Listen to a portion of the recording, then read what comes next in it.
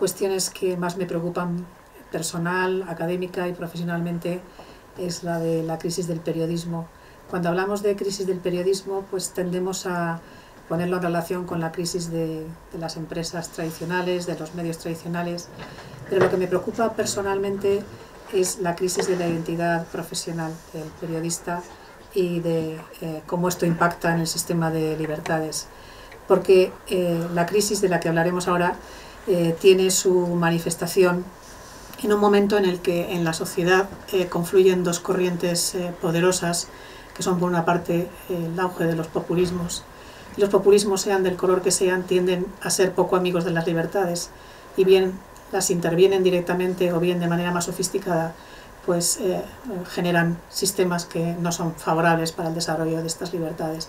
Y estamos hablando sobre todo de la libertad de información, la libertad de expresión, la libertad de opinión, que son libertades que constituyen el eje de nuestros sistemas democráticos y la base también de la que se nutre nuestra convivencia. Es el marco en el que nosotros nos relacionamos unos a otros de una manera civilizada,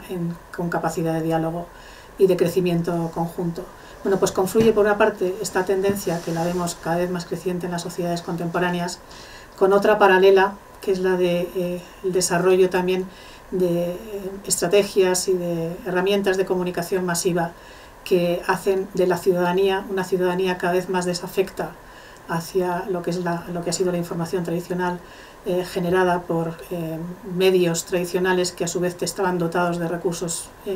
profesionales y que son susceptibles y son una ciudadanía cada vez más vulnerable a la desinformación masiva. Todo ello crea una tormenta perfecta que puede amenazar, como digo, el sistema de libertades. Bueno, pues en este marco, la crisis de la identidad de los periodistas me parece que es una de las cuestiones más relevantes que merece la pena que abordemos, porque, como digo, afecta al sistema de libertades. Una de las cuestiones que tienden a olvidarse es precisamente la de la génesis y la identidad de la profesión desde sus orígenes hasta nuestros días. El periodismo es una actividad profesional que nació en una etapa en la que no había libertades, estábamos en el siglo XVII, el poder absoluto, la monarquía absoluta, y los que se animaban a editar medios pues lo hacían bajo licencia real, es decir, el poder de informar pertenecía al Estado. De esta etapa se pasa a una etapa en la que, con el desarrollo de la industrialización, el poder pasa a los empresarios, se liberaliza, se generan las nuevas libertades, se abre el marco de capacidades también de derechos en las sociedades liberales también caracterizadas por una industrialización masiva, y los medios empiezan a tener libertad de poner en marcha empresas de información con independencia de el poder absoluto. Es una etapa que podríamos caracterizar como etapa empresarista, es decir, ¿quiénes son los dueños de la información? Son los empresarios. Esta es una etapa que se caracteriza históricamente por todavía permanecer vigente en nuestros días, pero que arranca fundamentalmente de finales del siglo XVIII y se desarrolla a lo largo de todo el siglo XIX. Bueno, pues en esta etapa en la que el dueño de la información es el empresario, que es a su vez editor, empieza a aparecer la figura del periodista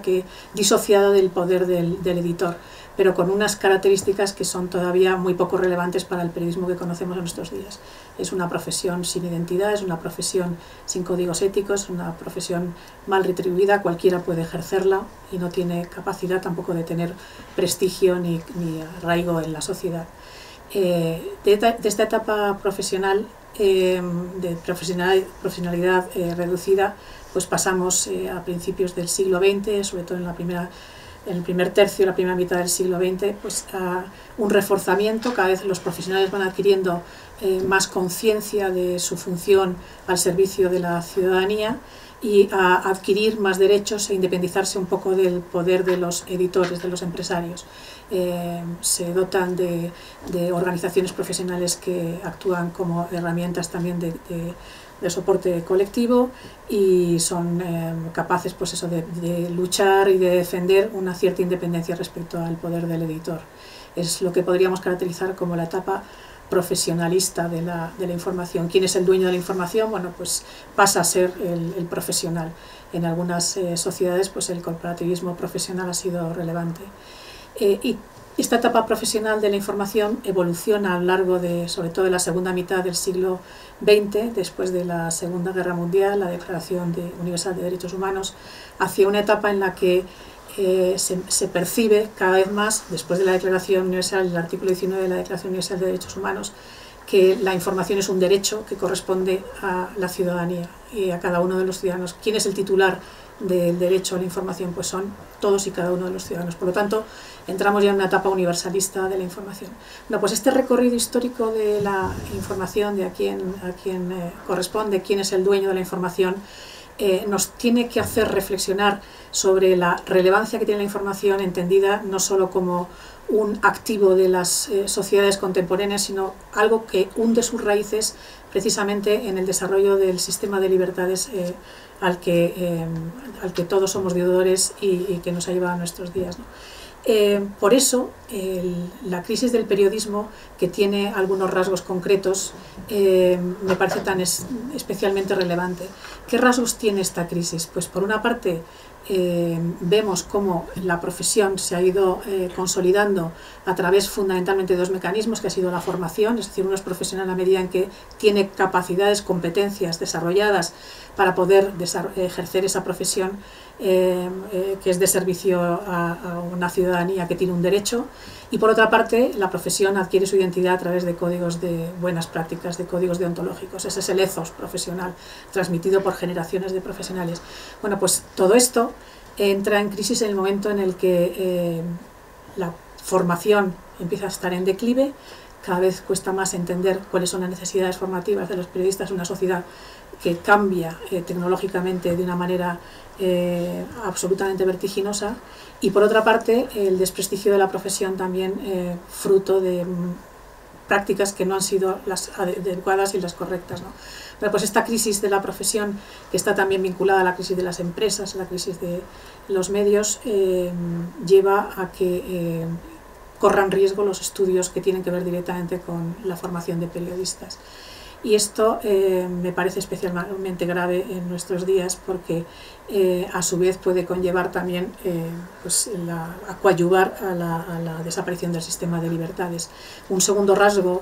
que pone de manifiesto la crisis del periodismo entendido como profesión y como identidad profesional es también la propia crisis que los profesionales tienen respecto a su propia identidad, ¿no? Vemos como en encuestas recientes se pone de manifiesto que muchos profesionales del periodismo entienden de manera desdibujada los límites de su profesión y la aproximan a entornos que no son exactamente el periodismo, como es la comunicación corporativa.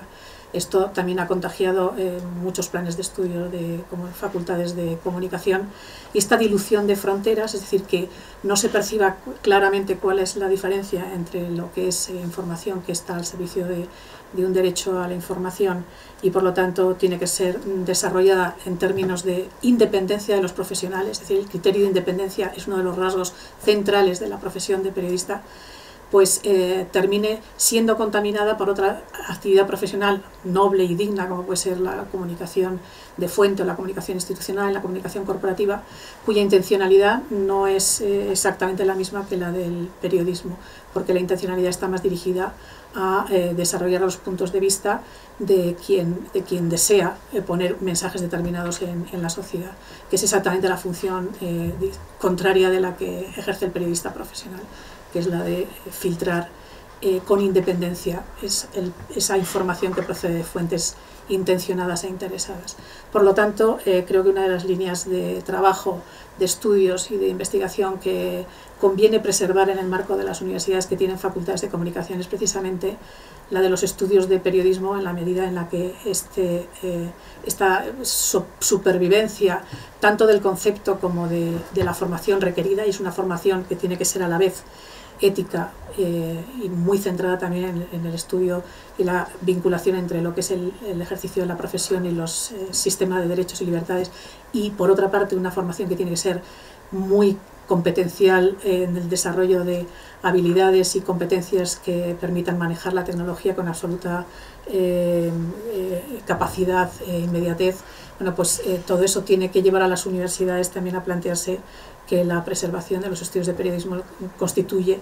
pues un objetivo de interés social que posiblemente pues deba preservarse más allá de lo que son los intereses de mercado.